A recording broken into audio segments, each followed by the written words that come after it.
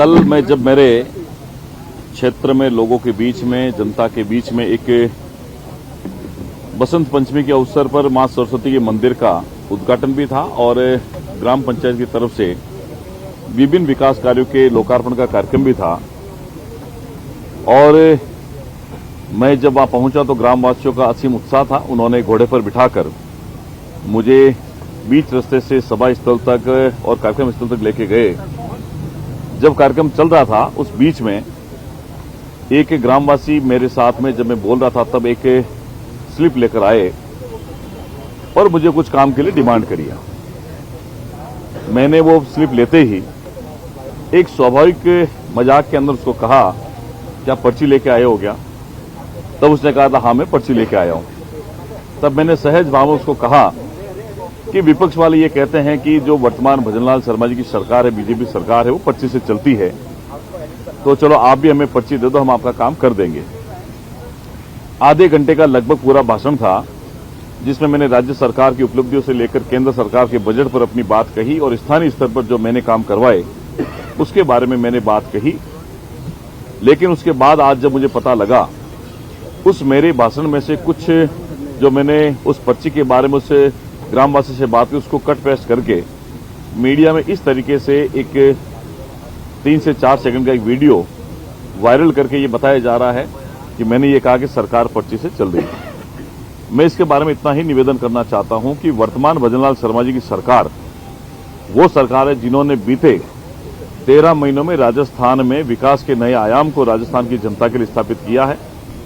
Solar ऊर्जा के मामले में अगर बात करें, नौजवानों को नौकरी देने की बात करें, राजस्थान को विकसित राजस्थान बनाने की बात करें, तो ये वर्तमान सरकार ही ऐसी है जो पिछली कई सरकारों में अगर तुलना करेंगे तो मैं सोचता हूं पिछले 13 महीनों का कार्यकाल एक ऐतिहासिक कार्यकाल रहा है।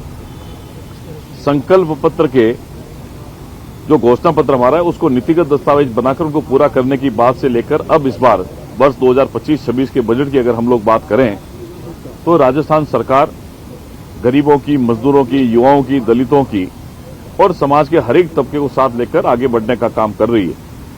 भजनलाल शर्मा जी के नेतृत्व में राजस्थान लगातार आगे बढ़ रहा है और कांग्रेस को और विपक्षी दलों को इस बात का ऐतराज है। एक सामान्य सा व्यक्ति सरपंच से लेकर मुख्यमंत्री की कुर्सी तक पहुंचे हैं, तो उन्होंने जो पिछले 13 महीने में काम किए हैं, उनकी जो लगन है, उनकी जो मेहनत है और राजस्थान की जनता के प्रति उनका जो भाव है, निश्चित ही उससे कांग्रेस को, विपक्षी दलों को तकलीफ है। आने वाले 4 सालों में भी मुख्यमंत्री जी के नेतृत्व में वर्तमान राजस्थान सरकार ऐतिहासिक विकास को गति देगी, विकासशील राजस्थान को विकसित राजस्थान बनाएगी और प्रधानमंत्री मोदी के सपनों का भारत राजस्थान भी बनाएंगे। जब हमारा प्रदेश समर्थ होगा, सक्षम होगा, तभी हमारा देश सुरक्षित, सक्षम और समर्थ होगा। तो मैं मीडिया में चल रहे इस वीडियो के बारे में आप लोगों से इतना ही आग्रह करता हूं कि जो व्यक्ति मेरे पास में व्यक्तिगत रूप से मेरे मिलने वाले हैं, परिचय वाले मेरे क्षेत्र के लोग हैं, स्वाभाविक रूप से उनसे जब बात होती है उसको मीडिया में कुछ इस तरीके से नैरेटिव सेट करने के उद्देश्य से पेश किया जाता है। तो मैं उस बारे में मेरा इतना ही कहना है कि वो मेरे लोग थे और जो मेरे से मिलने आते हैं, मैं हमेशा गंभीर नहीं रहकर ज्यादातर हंसी मजाक बात करके काम करने का प्रयास करता हूं। इसलिए आपने देखा होगा बीते 1 वर्ष में मैं मेरे क्षेत्र में जहां जहां लोकार्पण विभिन्न कार्यक्रमों में गया हूं, कहीं हाथी पर, कहीं घोड़े पर, कहीं और किसी सवारी पर, रथ पर, वहां मेरा स्वागत किया जाता है, मेरा सम्मान किया जाता है। ये सम्मान मेरा नहीं, ये भजनलाल जी की सरकार के पीछे 13 महीने के किए हुए काम के यात्रा का एक परिणाम है।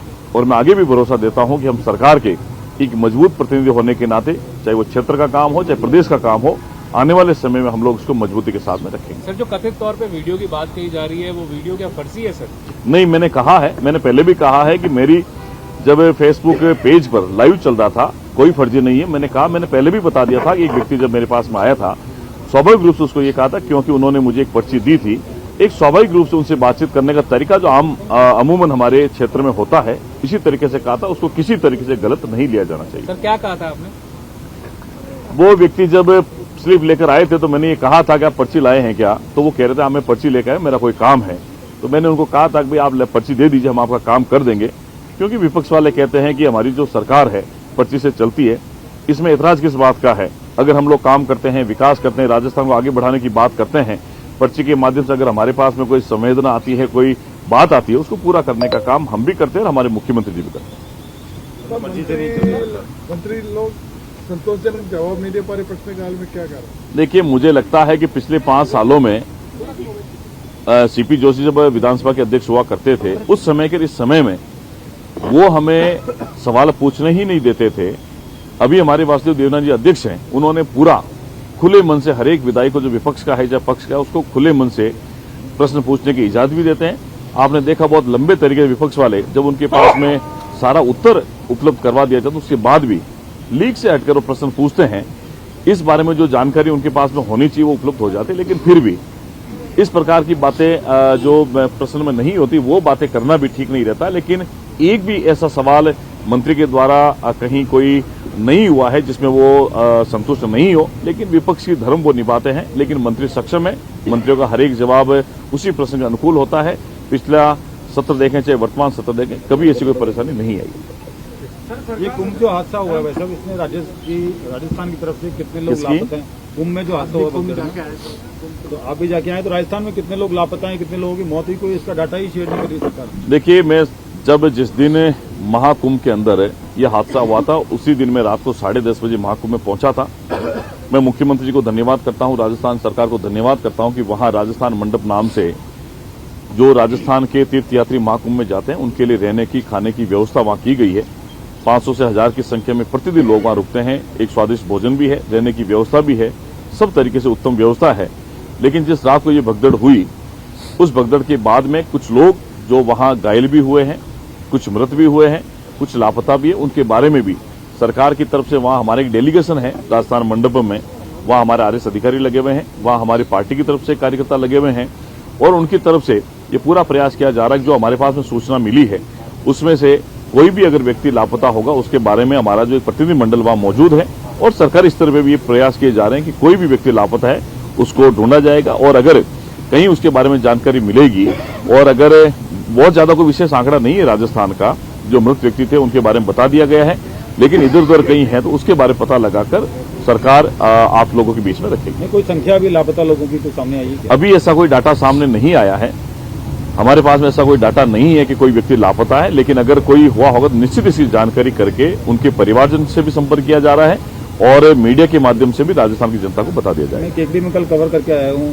तो वहाँ जो एक महिला की मौत हुई थी, उनके पति ने का कहना है कि मुझे जो है 15,000 का लिफाफा पकड़ा दिया कि आप जाके अंतिम संस्कार कर लो, कोई कागज नहीं दिया गया उन्हें, वहीं कोई डेथ। देखिए, इस बारे में मेरे पास में ऐसी कोई जानकारी नहीं है, लेकिन फिर भी इस प्रकार की बातें अगर आई है तो माननीय मुख्यमंत्री जी के सामने इस बात को रखकर इस पर उचित निर्णय लिया जाए। आपको क्या लगता है सर, उत्तर प्रदेश की सरकार को राज्यवार सूची जारी करनी चाहिए? अगर नहीं की अभी तक, कि कौन से राज्य से कितने लोग?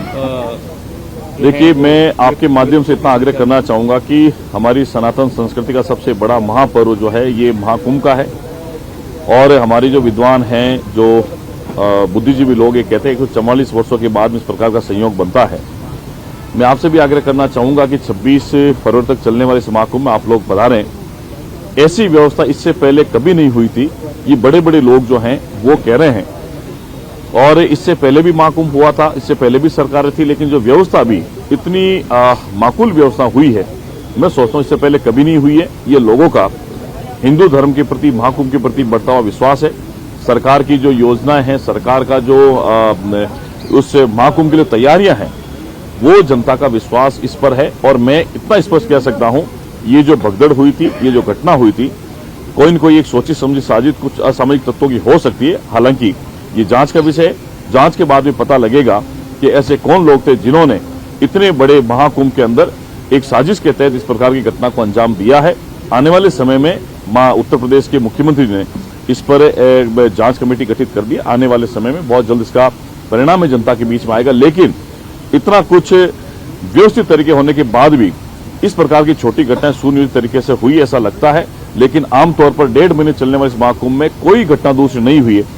20 करोड़ से ज्यादा के करीब लोग इस महाकुंभ में स्नान कर चुके हैं, और जब ये 25-26 तारीख के आसपास पूरा होगा, तब मुझे लगता है 30 करोड़ के पार जो तीर्थ यात्री हैं, जो धार्मिक लोग हैं, वो इसमें स्नान करके अपने आप को पवित्र करेंगे। मैं सोचता हूं एक ऐतिहासिक अवसर भारतवासियों के लिए है, और व्यवस्थाओं के लिए यूपी सरकार को और केंद्र सरकार को बहुत बहुत धन्यवाद। ये 30 लोगों की मौत हुई, लेकिन आपने कहा छोटी घटना है, ये कैसे? मैं छोटी घटना नहीं कह रहा हूं, मैं ये कह रहा हूं कि जो घटना हुई है वो किसी भी तरीके से ये जांच का विषय है। उत्तर प्रदेश सरकार ने जांच कमेटी बिठा दी है। ये साजिश हो सकती है, मैंने ऐसा कहा है, क्योंकि मैं भी वहां गया था, लेकिन हमने देखा एक सामान्य आदमी की तरह मैं वहां गया था। मैंने कोई वीआईपी प्रोटोकॉल नहीं लिया था। वहां सबके लिए, जो आम आदमी जाता है उसके लिए भी वही व्यवस्था है, वीआईपी जाता है उसके लिए वही व्यवस्था, क्योंकि हम लोग चाहते हैं कि सबको स्नान करने का अवसर मिले। मैं भी गया था, मैंने भी वहां स्नान किया है, लेकिन कहीं कोई अव्यवस्था हमें वहां देखने को नहीं मिली।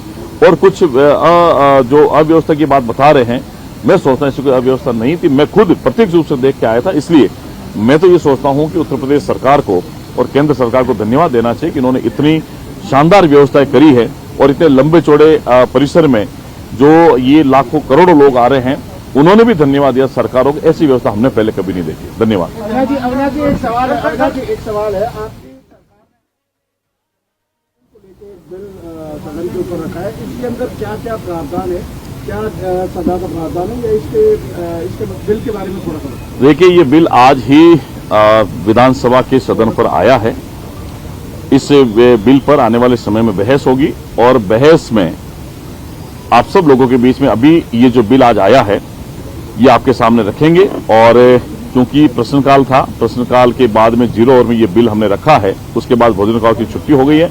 भोजनावकाश के बाद में हम लोग सब पढ़ेंगे और विस्तृत रूप से जो भी ये जो बिल आया उसके बारे में आपको अवगत करा देंगे। ठीक है।